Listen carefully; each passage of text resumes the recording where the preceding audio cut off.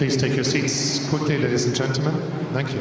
Hi guys, and welcome to OneMinuteTennis.com. In today's session, I want to talk to you about watching the ball, and I want to show you a specific way of watching the ball that helps you reduce errors and make better contact and better timing almost immediately. It's almost like magic.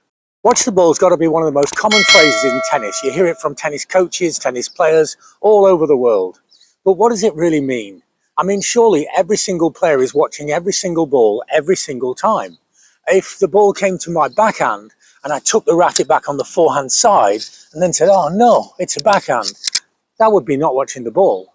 But that never happens. So if we're watching the ball every single time, why is everybody in the world telling us, and sometimes we're telling ourselves, watch the ball? But there's different ways of watching the ball. Are we watching it really correctly? As an example, have you ever read a book? You're reading a book and it's absolutely fascinating, and then somebody speaks to you and you don't really hear what they say. Or you're reading a book, you're tired, it's boring, and suddenly you realize that you're just looking at the page. But in both instances, you're watching the book. But one of them is useless. We have to make sure that you're watching the ball in situation 1 rather than situation 2. And to do that, we have to watch the ball with blinkers. Let me show you what I mean, and I suggest that you try this yourselves. So I'm going to bounce the ball in front of me, and I'm going to look at it and watch it as hard as I possibly can. And I'll think that I'm looking at it with utmost concentration. But what I'm actually doing is watching the ground and seeing the ball coming in and out of focus. And I'm moving with my eyes like this.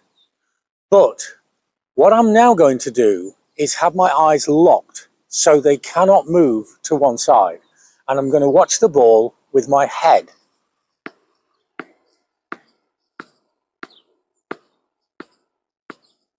And now the ball is staying in focus and the ground is going in and out of focus. Now I'm watching the ball.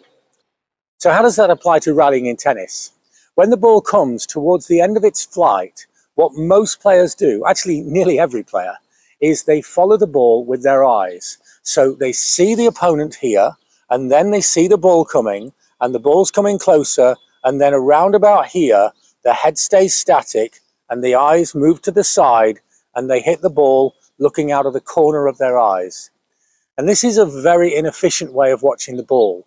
Focus is almost impossible. It's actually called a saccade leap by optometrists, and it's a very, very bad way of focusing or watching the ball. So what's the alternative? And the alternative is to watch the ball with the head.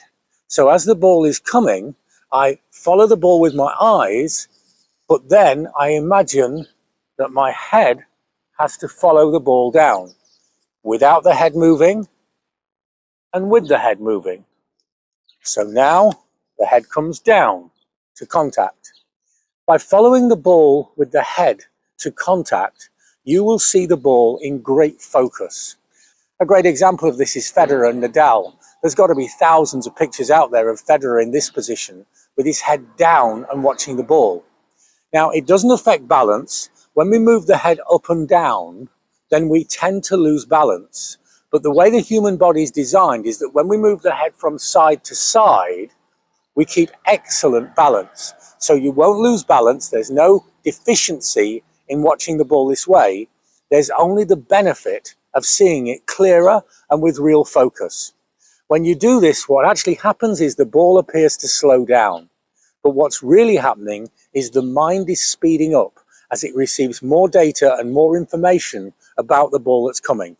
So watch the ball as though you have blinkers on and you can only see through this small tunnel of vision. Follow the ball in that area, follow it with your head, not just with your eyes, and you will hit cleaner, more efficiently, and reduce errors. This needs some practice. It's not natural. It's not how you live your life. But with practice, it's pretty easy, and it makes a phenomenal difference to the consistency and power of your ground strokes. If you like this advice and want more help with your game, then either have a look at what we can do with online coaching, there's more information in the website below, or have a look at our #1 bestseller on Amazon, the 1 Minute Tennis Forehand Solution. What we do in that book is we try to combine the biomechanics of the strokes with super simple solutions. The format of the book is a little bit like going to a physician.